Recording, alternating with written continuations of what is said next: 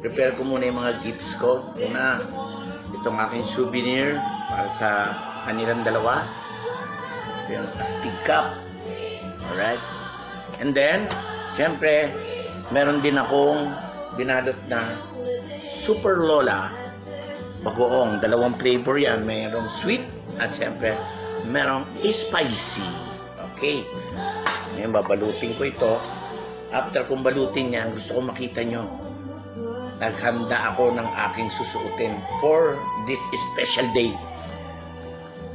Una, ang aking undershirt. Yes. Yun, no? Ito, sa ano to? Uniqlo. Tapos bumili rin ako ng bagong pants. Uniqlo rin. Dapat papatahi ako ng barong. Medyo limited sa budget, kaya bumili na lang ako ng yari. Mura pero napakaganda. Diyan po sa Pandibulacan. Ito po yung napili ko. Ayos naman siya. Diba? Yan o. Aking barong. Tapos, dapat bibili rin ako ng bagong shoes. Sabi ko, itong aking shoes na to, parang 2015 pa yata o 2016. Pero maayos pa naman at maganda pa. So, hindi na ako bumili ng bago.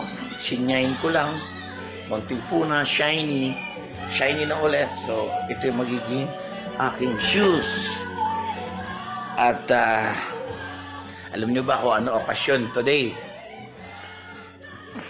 For many years, naisip ko na to na syempre pag meron kang anak na babae, dadating yung panahon na sila ay magtatapos mag-aral, magkakaroon ng mga sariling karir.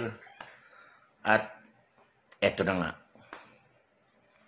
Masaya na malungkot kasi dito sa anak kong to, marami rin talaga ako naging pagkukulang. Unang-una sa atensyon, sa panahon, saka syempre nung hindi maganda nangyari sa amin ng kanyang ina, dumalang yung aming pagkikita. Hanggang dumating na nga yung punto na halos hindi na kami nagkikita. Minsan taon bago kami magkita muli. At nitong huling March 18 to be exact, I saw them again after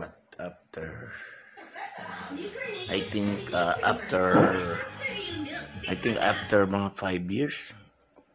Kaya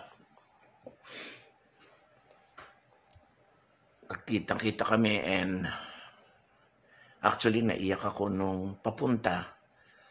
Pero nung nagkita-kita kami, siyempre pinigil ko yun. Nagpamacho muna ako. Tapos nung pauwi na kami ng mama ko, pati mama ko naiyak kasi na-surprise siya. Hindi niya alam na makikita niya si Julia, Claudia, tsaka si Leon. Hindi ko sinabi na imimit ko sila for dinner. So, naiyak din ang mother ko na 81 years old na rin. And now, katulad na sabi kanina, marami ang pagkukulang sa kanila, lalo na dito kay Claudia. At si Chloe, ang tawag namin Chloe, siya ay ikakasal today. Yes, I think it's a big wedding with Basti Lorenzo, and I met Basti rin for the first time nung March 18. I'm very happy na nakakita na ang aking daughter na si Claudia ng life partner na makakasama niya habang buhay. Nagkaroon ako ng ginhawa sapagkat alam ko na meron ng magmamahal sa aking anak ng habang buhay. At natuwa naman ako dahil na-invite ako sa wedding. And I never expected it kasi I already prepared myself na kung magkakaroon ng mga ganito katulad ng ganito, mga okasyon, alam ko na hindi na ako nag-expect na may invite kasi nga hindi ko naman sila nakakausap o nakikita madalas. And siyempre nagkaroon din kami ng mga konting tampuhan itong mga nakaraang panahon. So it was really a big surprise for me na I got invited at yung daughter ko yung ikakasal.